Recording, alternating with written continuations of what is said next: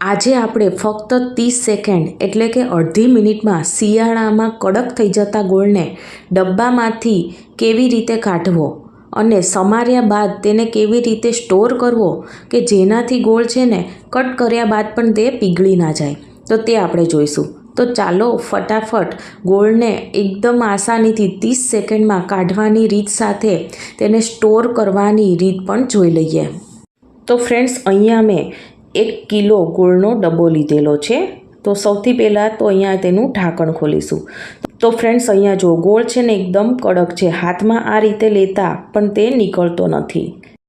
શિયાળામાં તો ખાસ ચીક્કી કે પછી અન્ય કોઈ ગોળની રેસીપી આપણે બનાવતા જોઈએ છે, તો તેમાં આવા સમારેલા ગોળની જરૂર પડતી હોય છે. તો ફ્રેન્ડ્સ, ગોળને ફક્ત 30 સેકન્ડમાં કાઢવા માટે અહીંયા મેં એક કઢાઈમાં આંગળી સતક હોય તેવું મેં અહીંયા પાણી લીધેલું છે. તો વધારે ફૂલ ગરમ કરેલું પાણી અહીંયા નથી લેવાનું, નહીંતર ગોળ છે ને એ પીગળી જશે. તો ફ્રેન્ડ્સ, હવે આપણે ગોળનો ડબ્બો આમાં આપણે ફક્ત અડધી મિનિટ એટલે કે 30 સેકન્ડ માટે જ રાખવાનો છે, તેનાથી વધુ નથી રાખવાનું. અડધી મિનિટ થઈ ગઈ છે. તો ફ્રેન્ડ્સ, હવે આપણે ગોળના ડબ્બાને આમાંથી કાઢી લઈશું અને કોઈ પણ આવો જાડો રૂમાલ હોય તો તેને આપણે સાઈડમાંથી પણ લઈ લઈશું. આ સ્ટેપ કરવું એ ખૂબ જ જરૂરી છે, કેમ કે આ રીતે આપણે સાઈડમાંથી પણ રૂમાલથી આ રીતના બધું જ પાણી લૂંટતા જશું ને તો સાઈડમાંથી ગોળ પણ છૂટું પડવા લાગશે. ગોળને ડબ્બામાંથી કાઢવા માટે ડબ્બાને આ રીતના ઊંધો કરી હાથેથી આ રીતના આપણે પ્રેસ કરશું.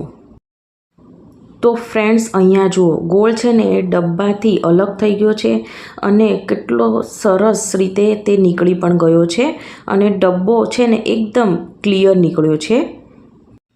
હવે આપણે ગોળને સમારી લઈએ અને સમાર્યા બાદ તેને કેવી રીતે સ્ટોર કરવું ને કે જેનાથી તે સમાર્યા પછી પણ પીગળી ના જાય, તો તે પણ આપણે આગળ જોઈ લઈએ.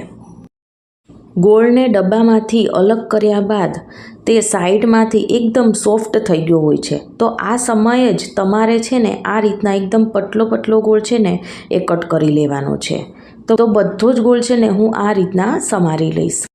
શિયાળામાં તો ખાસ સુખડી, ચીક્કી કે પછી અન્ય કોઈ ગોળની આપણે વાનગી બનાવતા જોઈએ છે, તો તેમાં ખાસ કરીને આવા સમારેલા ગોળની જરૂર પડતી હોય છે કે જ્યારે તે વાનગી બનાવતી વખતે તે ફટાફટ ઓગળી જાય. તો ફ્રેન્ડ્સ, તમે જો આ મારી રીતને ફોલો કરીને ગોળ કાઢશો ને તો ગોળ છે ને એ ફટાફટ નીકળી જશે. કલાકોનું કામ છે ને મિનિટોમાં થઈ જશે. ગોળને સમાર્યા પછી જો થોડીવાર પણ તેને બહાર રાખવામાં આવે ને તો પણ તે પીગળવા લાગે છે અને આપણે જો હાથેથી તેના ટુકડા કરવા લાગીએ ને તો પણ તે પીગળી જતો હોય છે. તો હંમેશા ગોળને છે ને એ આ રીતના છરીથી જ કટ કરવાનો. અહીંયા મેં ગોળને બધો જ આ રીતના સમારી લીધો છે અને અહીંયા જો ફ્રેન્ડ્સ, ગોળ છે ને બિલકુલ પીગળી નથી ગયો અને હવે આપણે તેને કેવી રીતે સ્ટોર કરવો તે જોઈ લઈશું. ગોળને સ્ટોર કરવા માટે આ રીતના કોઈ સ્ટીલનો ડબ્બો અથવા તો તમે કાચની બરણીનો ઉપયોગ કરી શકો છો. તો આ ડબ્બાને મેં એકદમ કોરો કરી લીધેલો છે, તેમાં બિલકુલ પાણીનો ભાગ નથી, તો આ વાતનું ખાસ ધ્યાન રાખવું. તો ફ્રેન્ડ્સ, હવે આપણે કોઈ એક ચમચાથી ગોળને ભરી લેશું. હાથથી બિલકુલ ગોળને ભરવાનું નથી, કેમ કે જો હાથથી ભરીશું ને તો ગોળ પીગળી જશે. તો ફ્રેન્ડ્સ, ચમચાથી ભરવાથી ગોળ આપણે જેવો સમારેલો હશે ને તેવો ગોળ છે ને આ ડબ્બામાં રહેશે, તે બિલકુલ પીગળી નહીં જાય. તો સુખડી એ આપણી ટ્રેડિશનલ ગુજરાતી સ્વીટ છે. ગોળ, ઘી અને ઘઉંના લોટમાંથી બનતી આ સુખડી કોઈ પણ મીઠાઈ કરતાં વધારે પૌષ્ટિક પણ છે અને જો થોડીક જ બાબતોનું ધ્યાન રાખીશું ને તો તમારી સુખડી પણ એકદમ સોફ્ટ બનશે.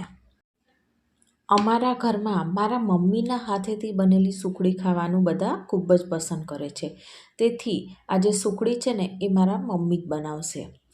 તો ફ્રેન્ડ્સ, આજે આપણે ગોળ અને ઘીનો પાયો કરીને એકદમ પોચી અને સ્વાદિષ્ટ સુખડી બનાવીશું.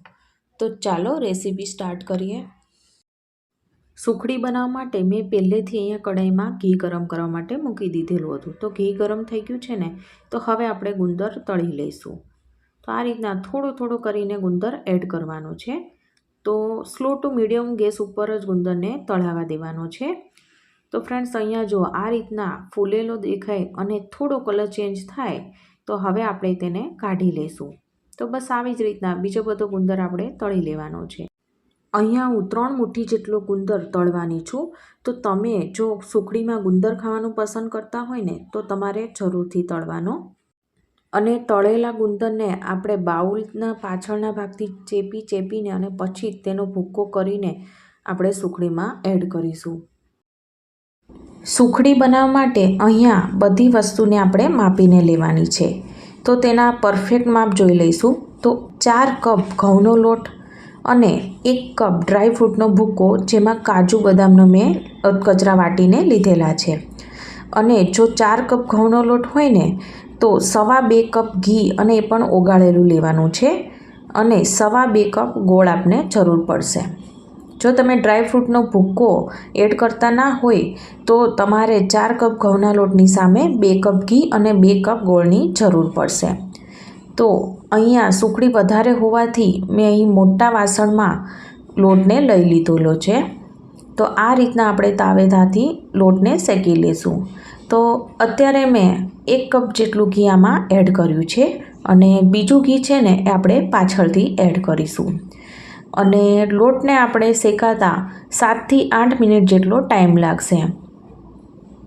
અને સુખડી બનાવવાની આખી પ્રોસેસ છે ને એ આપણે સ્લો ટુ મીડિયમ ગેસ પર જ કરવાની છે. તો ફ્રેન્ડ્સ અહીંયા જુઓ 7 થી 8 મિનિટમાં તો લોટ છે ને એકદમ સરસ શેકાઈ ગયો છે.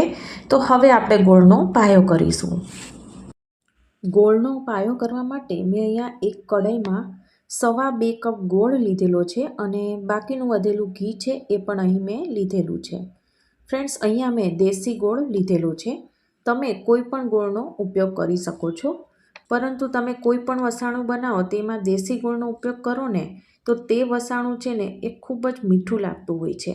તો હું સજેસ્ટ કરીશ કે તમે છે ને દેશી ગોળનો જ ઉપયોગ કરજો. હંમેશા ગોળ છે ને એ ચાકુથી આપણે છીણીને જ આમાં લેવાનો છે. જો તમે મોટા મોટા ટુકડાઓ લેશો ને તો ઘણીવાર એવું થતું હોય છે કે મોટા ટુકડાઓને ઓગાળતા આપણો જે બાકીનો ગોળ હોય છે ને એ કડક થઈ જતું હોય છે.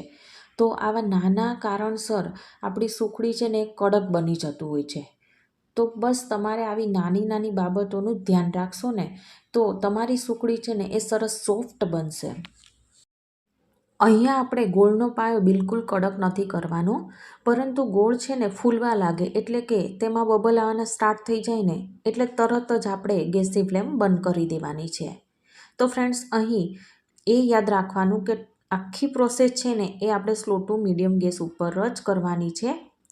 અને ગોળનો પાયો કરતાં આપણને 3 થી 4 મિનિટ જેટલો જ સમય લાગશે. તો આ રીતના આપણે કન્ટિન્યુ ચમચો ફેરવતા જઈશું.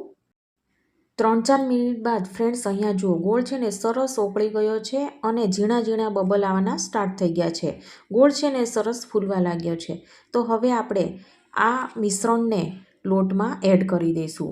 કેમ કે સુખડી વધારે છે ને તો લોટ છે ને આ કઢાઈમાં સમાશે નહીં. તેથી હું તેને મોટા વાસણમાં ટ્રાન્સફર કરી રહી છું અને ફટાફટ આ રીતના બધું સરસ મિક્સ કરી લેવાનું. હવે 1 કપ ડ્રાયફ્રૂટનો અધકચરો વાટેલો ભૂક્કો અને તેની સાથે સાથે તળેલા ગુંદરનો ભૂક્કો પણ આપણે એડ કરી દઈશું અને આ રીતના બધું સારી રીતે મિક્સ કરી લઈએ. બધું સારી રીતે મિક્સ થઈ ગયું છે. તો હવે તેને એક પ્લેટમાં ઢાળી દઈએ. મેં પહેલેથી બંને પ્લેટમાં ઘી ગ્રીસ કરીને રાખેલું હતું. તો આ રીતના અડધું મિશ્રણ એક થાળીમાં અને બીજું મિશ્રણ છે એ બીજી થાળીમાં આપણે એડ કરી દઈશું. તો તમારે જાડી કે પાતળી જે રીતની સુખડી રાખવી હોય ને તો એ અકોર્ડિંગ તમારે આનો દળ કરવાનો. તો ફ્રેન્ડ્સ આવી રીતે સુખડી ગરમ ગરમ હોય ને ત્યારે જ તેને પ્લેટમાં લઈને તાવેતાથી કે પછી આવી રીતના હાથથી એકદમ પ્રેસ કરીને સરસ સેટ કરી દેવાની. તો એ સરસ સેટ પણ થઈ જશે. તો ફ્રેન્ડ્સ અહીંયા જો હાથેથી બધી સાઈડ આ રીતના તેની કિનારીઓ પરથી પણ પ્રેસ કરતા જવાનું, એટલે સુખડી છે ને એકદમ સરસ સેટ થઈ જશે. તો ફ્રેન્ડ્સ અહીંયા મેં બંને પ્લેટમાં આ રીતના સુખડીને ઢાળી દીધેલી છે અહીં જો તમારો ગોળ સેજ પણ કડક થઈ ગયો હશે ને તો લોટ છે ને ઘી બિલકુલ એબ્ઝોર્બ નહીં કરે અને સુખડી છે ને એકદમ ચવડ બનશે. પરંતુ ફ્રેન્ડ્સ, તમે અહીં જોઈ રહ્યા છો કે લોટમાં છે ને બધું ઘી છે ને શોષાઈ ગયું છે અને સુખડી એકદમ સોફ્ટ બની છે. અને આ સુખડીને તમે 1 મહિના સુધી ટાઈટ ડબ્બામાં ભરીને રાખશો ને તો એવી ને એવી રહેશે, બિલકુલ નહીં બગડે. 7 થી 8 મિનિટ બાદ સુખડી છે ને સરસ સેટ થઈ ગઈ છે. લોટમાં બધું જ ઘી એબ્ઝોર્બ થઈ જાય અને આ રીતે થોડી ગરમ ગરમ હોય ને સુખડી ત્યારે તેમાં આપણે કાપા કરી લેવાના. તો આ રીતના આડા અને ઊભા તમે જે રીતના પીસ નાના કે મોટા કરવા માંગતા હોય તો એ અકોર્ડિંગ તમારે આ રીતના કાપા કરી લેવાના. પરંતુ એકવાર સુખડીને આ રીતે કટ કરી લો ને પછી 1 કલાક માટે તમારે તેને સેજ ઠંડી થવા દેવાની છે. સુખડી એકદમ ગરમ ગરમ હશે અને તેના પીસ નીકાળશો ને તો તે એકદમ સોફ્ટ હોય છે તો તે ભૂક્કો થઈ જશે. તો ફ્રેન્ડ્સ, આ રીતના 1 કલાક પછી જ તમારે આમાંથી પીસ લેવાના છે. તો ફ્રેન્ડ્સ, મોંમાં મૂકતા જ ઓગળી જાય એટલી આ સુખડી છે ને પોચી રૂ જેવી બની છે. તો ફ્રેન્ડ્સ, તમે ક્યારે બનાવો છો આવી સુખડી એ મને કમેન્ટ સેક્શનમાં જરૂરથી કહેજો. અને જો મારી આજની આ રેસીપી તમને ગમી હોય ને તો મારી ચેનલને સબસ્ક્રાઈબ, લાઈક અને શેર કરવાનું ના ભૂલતા. તો આપણે ફરીવાર મળીશું એક નવી જ વાનગી સાથે. Thank you for watching.